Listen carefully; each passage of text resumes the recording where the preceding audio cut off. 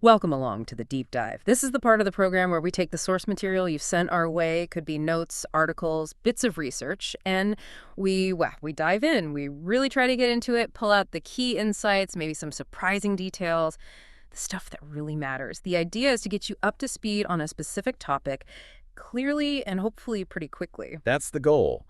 Think of us as helping you navigate the information you've gathered.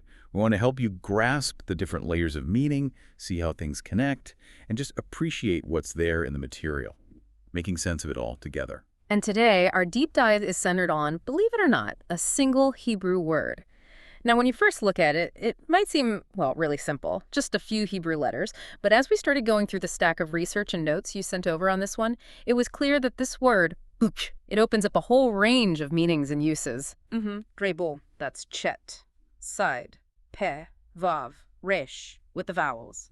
Ṣippôr. Yeah, this is our focus. And the sources you shared, they really do paint quite a detailed picture. They give us the basic definition, sure, but also show how flexible it is, how it works in different contexts, literary, historical, and interestingly, how it's used in a totally different way as a name for people. Right.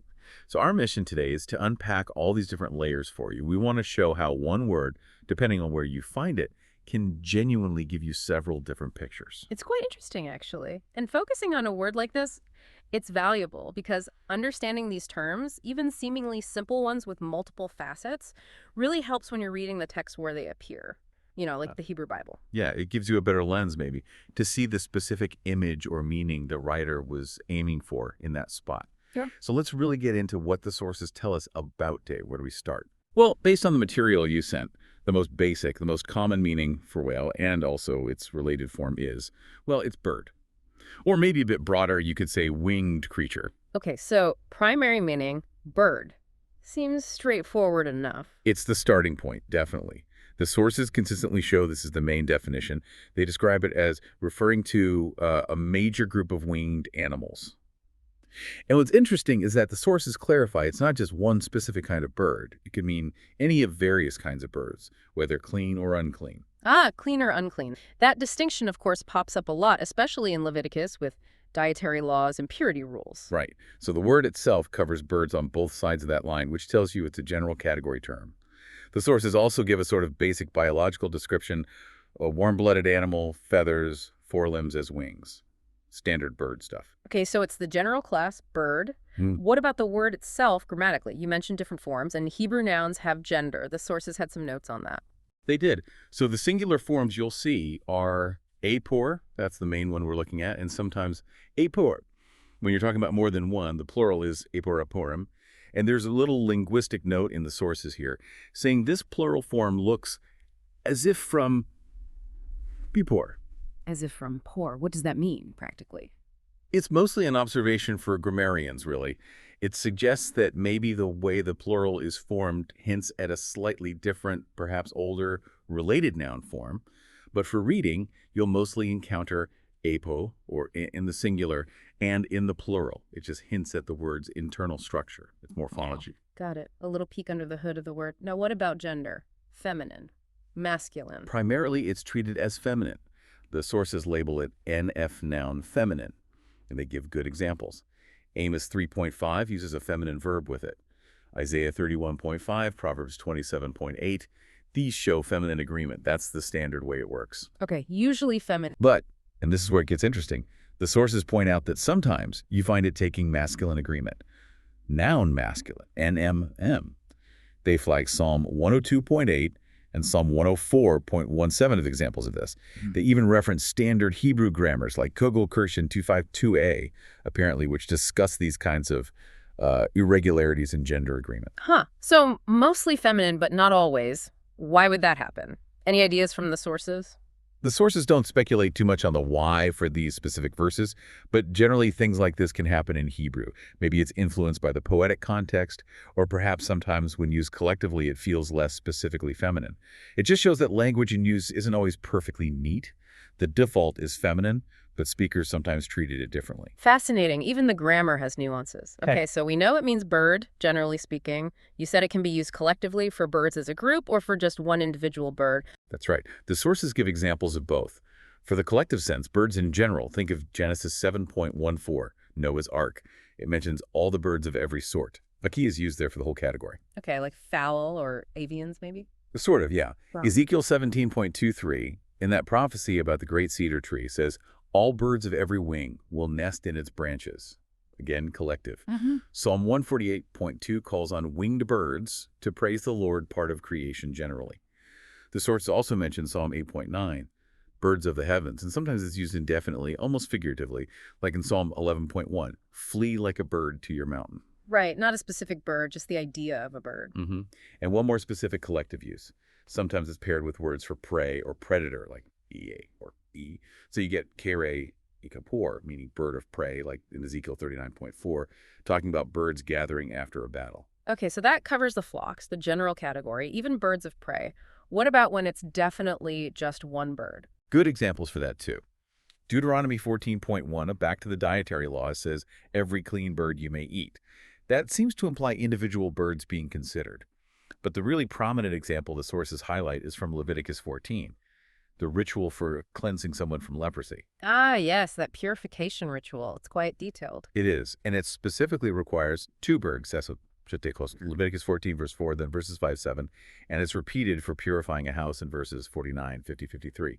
The ritual involves killing one bird over water, then dipping the living bird, along with cedar wood, scarlet yarn, and hyssop, into the blood and water, and then releasing the live bird. The sources clearly flag this ritual context as a key place where aswus refers to specific individual birds used in a prescribed action. That's a very specific use case. It really shows the word moving from the general category down to individual animals with a specific function in worship or purification. It does. It shows the word's flexibility. And speaking of flexibility, the sources also touch on how ancient translators handled this word, specifically the Septuagint, the Greek translation. Oh, did they just use one Greek word for Creole? No, they didn't. And that's the interesting part. The sources mention they use a few different Greek words. Ordion, ornithion, ornaion, orneon, and stuthuthon, strophion. Okay, what's the difference between those? Well, Odion often suggests a small bird. Odion is more of a general term like bird or fowl. And stuthon, that specifically means sparrow. Ah, sparrow. So the fact that the Greek translators sometimes chose the word for sparrow suggests they thought it could mean sparrow specifically, at least in some contexts. That's what the sources seem to imply. The variation in the Greek suggests the Hebrew word itself was understood, even back then, to have this range from bird in general, maybe to small bird, and potentially even to the sparrow specifically. Okay, that's a great bridge then. Because the sources don't just stop at bird, do they? They really lean into this idea of a more specific meaning. They do. While bird is the main category, the sources argue that koteo often seems to mean a small bird. And as you picked up from the Greek, they particularly highlight the meaning sparrow. Sparrow. Why sparrow? What's the evidence for that specific identification in the Hebrew text itself? The sources point to a couple of key verses. Psalm 84, verse 4 in Hebrew, verse 3 in many English Bibles. It says, even the quail finds a home, and the swallow that's drawer a nest for herself, at your altars, O Lord of hosts. The pairing here, alongside drawer, the swallow, or maybe a swift, another small common bird, makes it very likely the quail here also refers to a similar kind of bird. Sparrow fits perfectly. Okay, that parallelism is pretty suggestive. Any other verses? Proverbs 26.2 is another one the sources cite. Like a fweedy in its flitting, like a swallow drawer again in its flying, so a curse without cause does not alight. Again, you have egway paired with the swallow, both described with quick, perhaps erratic movement. It points towards a small, agile bird like a sparrow. So the way it's used alongside other known bird names helps narrow it down. Correct. And then there's the linguistic evidence from related languages, which the sources bring up quite strongly. The Arabic word that corresponds to I is ophir, and ophir almost always means sparrow. Oh, that's a strong link. It is. And the sources add that cognates, related words in Christian Palestinian, Aramaic, and even Akkadian also seem to point towards sparrow. So you have evidence from within the Hebrew Bible's poetic parallelism, and you have supporting evidence from sister languages across the region. It builds a solid case that sparrow was a key specific sense of bill, even if the word could also be used more generally. It suggests the sparrow might have been seen as, like, the default small bird. Perhaps, yeah. Common, recognizable. The archetypal small bird, maybe. Okay, sparrow makes sense. But then the sources threw in something really out there, didn't they? Something about a crocodile. Ah, yes. That's in the notes for Job chapter 40, verse 29, or Job 41.5 in some Bibles. It's in the middle of the description of Leviathan, this mighty, fearsome creature. And one interpretation mentioned in the sources suggests that Dev, in this specific verse, might refer to the crocodile bird. The Egyptian plover, the one that supposedly picks stuff out of crocodiles' teeth. That's the one, Cluvianus aegyptus. Yeah. The sources mention this identification and its well-known characteristic behavior of interacting with crocodiles. Now, this is presented as a possible identification for this one verse. It's debated, for sure. The context in Job is complex, maybe symbolic, but the fact that a source even brings it up is quite something. It shows that, depending on context, the word might have been stretched to cover even very specific, maybe unusual birds known for particular behaviors. Wow. From a common sparrow to a bird that hangs out with Leviathan, that really drives home the need to check the context for each use. It really does. Now, stepping back from those specific identifications, the sources also connect the word's name to a sound. Right, you mentioned that earlier, the sound a bird makes. Yes. The sources link to a Hebrew root, specifically what some lexicons call root number 3. And this root is associated with the sound of twittering or chirping. So the word itself might be onomatopoeic, named after the sound. That's the suggestion. It's quite common for animal names in many languages. It implies the chirping sound was a defining characteristic, perhaps leading to the name Queth. That's a nice touch. The name echoes the creature's voice. Now, beyond just identifying the bird, the sources detail how bird behaviors are used when Treweth appears. Nesting, flying, being caught. Yes, lots of examples there. Nesting is basic. Deuteronomy 22.6 gives instructions about finding a bird's nest. Psalm 104.1c mentions birds nesting in trees. It's just part of the natural order described. And nesting implies laying eggs, raising young. Okay. What about movement? Flight. Flight comes up a lot, often in similes. Hosea 11.11 uses the phrase, flutter startled like a bird. Gillas, Tsippor, to describe people returning fearfully from exile. It captures that sudden, perhaps panicked movement. I can picture that, yeah. Proverbs 27.8 compares a person wandering from home to a bird that wanders or flutters on its nest, suggests instability, maybe being lost or vulnerable. Then there's escape. Psalm 124.7 famously celebrates escaping danger like a bird from the snare of the fowlers. Freedom, deliverance. And on the positive side, Isaiah 31.5 compares God protecting Jerusalem to birds hovering protectively over their nest. Vigilance, defense. So flight can mean fear, wandering, escape, or protection. Very different feelings conveyed by the same basic action. Right. But birds aren't always free in flying. They're also vulnerable. The sources mention similes about being caught. Like in traps. Amos 3.5 asks, does a bird fall into a trap on the earth where there is no snare for it? It uses the common event of trapping birds to make a point about cause and effect, maybe divine judgment. And Ecclesiastes 9.12 compares sudden misfortune hitting people to birds caught in the snare, highlighting how unpredictable and inescapable trouble can be. Those images of being trapped would have been very familiar, very real. Certainly, bird trapping was common. And the sources also mention the bird sound. Ecclesiastes 12.4, in that description of old age, mentions the voice of the bird. Oh. And finally, just practically, birds were food. Yes, the sources note Nehemiah 5.18, where Nehemiah lists provisions for his table, and it includes birds alongside oxen and sheep. So they were definitely on the menu sometimes. Okay, so just looking at this primary meaning, bird, the sources show us bird is incredibly versatile, general term, specific sparrow, maybe even that crocodile bird, and its behaviors, nesting, flying, being caught, singing, being eaten, all feed into similes and descriptions. It's way more than just a label. It really is. The range just within the bird category is quite broad. And for you listening, seeing this detail helps you appreciate how ancient writers used observations of the natural world. They weren't just saying bird, they were often painting a very specific picture, using the bird's actions or nature to convey fear or safety or vulnerability or just the reality of life. Context, as always, is key. Now, beyond the creature, the sources show that bird takes on a completely different role. It's also used as a proper name. Right. The same sequence of letters, same sound, but referring to a person. Correct. Lexicons, the dictionaries we use, usually treat this as a separate entry. They might call the bird meaning a and the name da. It shows that while the name probably comes from the word for bird, it functions differently. It identifies a specific person. And who is this person named Zippor? What do the sources say? The sources identify this as a male personal name, NPM noun proper masculine. And the main person with this name is Zippor, the father of Balak. Balak, the king of Moab, the one who hired Balaam to curse Israel. That's the one. So Zippor is known primarily as the father of this Moabite king who features prominently in the Numbers narrative. Where does his name actually show up? The sources list the verses. It's in Numbers chapter 22, verses 2, 4, 10, 16, and Numbers 23.1b. That's where Balaam says, Balak, the son of Zippor, has summoned me. He's also mentioned later in historical summaries. Joshua 24.9 refers to Balak, the son of Zippor, king of Moab. And Judges 11.25 has Jephthah recalling Balak, the son of Zippor, king of Moab, in his message to the Ammonite king. So he's consistently identified as Balak's father in these key narratives. And the name Zippor itself just means bird. Yes, the sources confirm that. The meaning is given as bird, possibly connecting back specifically to the sparrow idea we discussed. Naming people after animals wasn't unusual. The Septuagint, the Greek translation, renders his name as Tsippor. Interesting. The father of a notable king names Bird or Sparrow.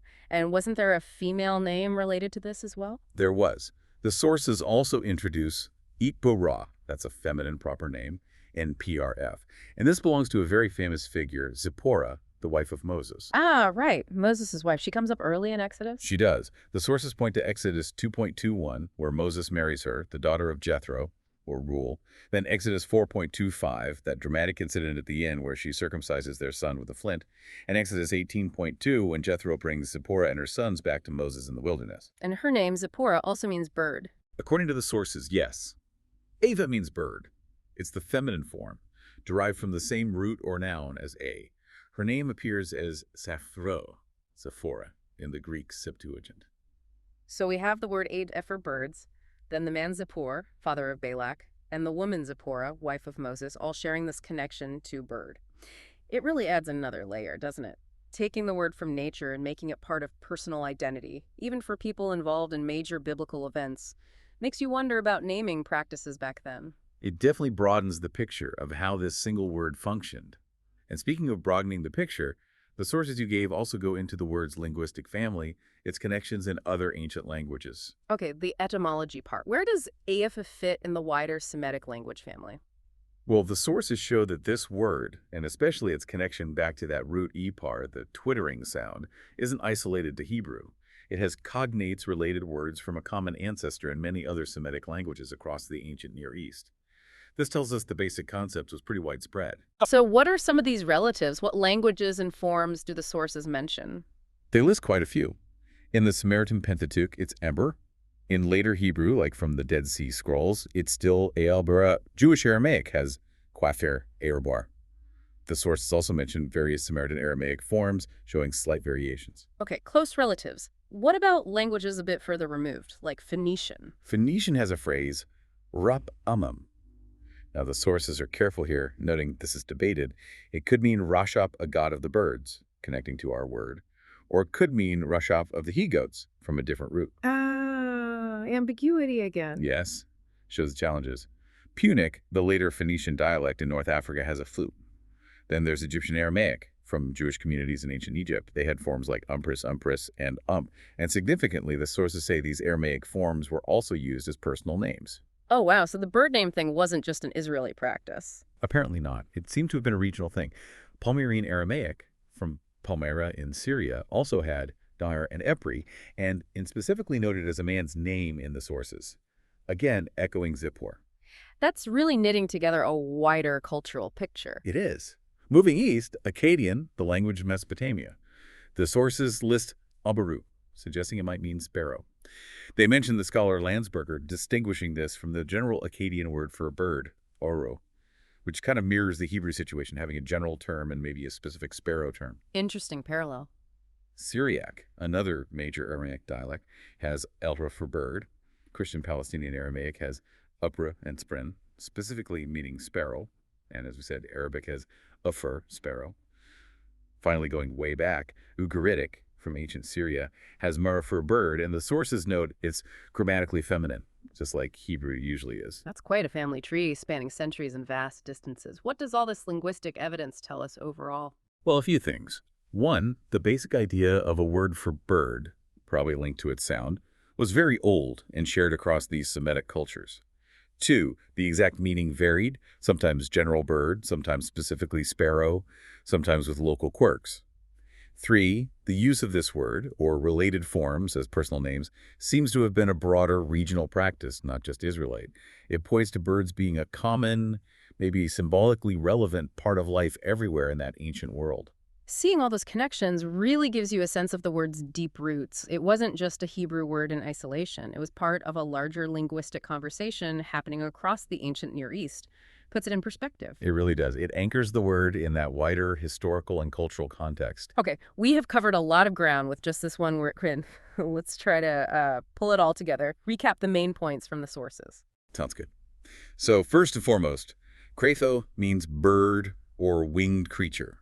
That's the primary sense. It can be used collectively for flocks or generally, or it can refer to a single individual bird, like in the Leviticus cleansing rituals. And within that, there's strong evidence, both from the Bible itself and from related languages, that it often specifically means sparrow. Yes, the sparrow identification is significant.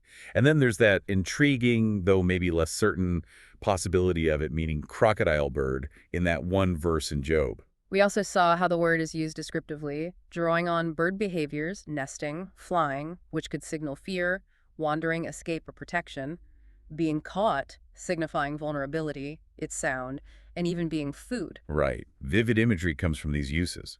And then, completely separately, kratho functions as a proper name. We have Zippor, the father of King Balak of Moab. And Zipporah, the wife of Moses, both names meaning bird, linking back to the original noun. It's quite a spectrum for one word. Nature, ritual, symbol, and personal identity. And it really highlights how crucial context is. You can't just assume one meaning fits everywhere. You have to look at the verse, the surrounding passage, the type of literature. Is it law, poetry, history? To figure out if it's a general bird, a sparrow, a metaphor, or a person. And navigating all that is possible because of the kind of detailed source material you provided.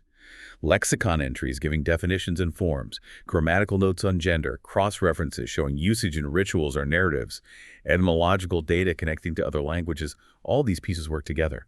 Maybe a final thought to leave you with, something that arises from looking at all this material. Just consider how everyday things we might see as ordinary, like birds, get woven into language and stories in such rich ways. They become more than just creatures, they carry meaning, they become symbols, they even become names. It sort of invites a closer look at the world around us and how we talk about it.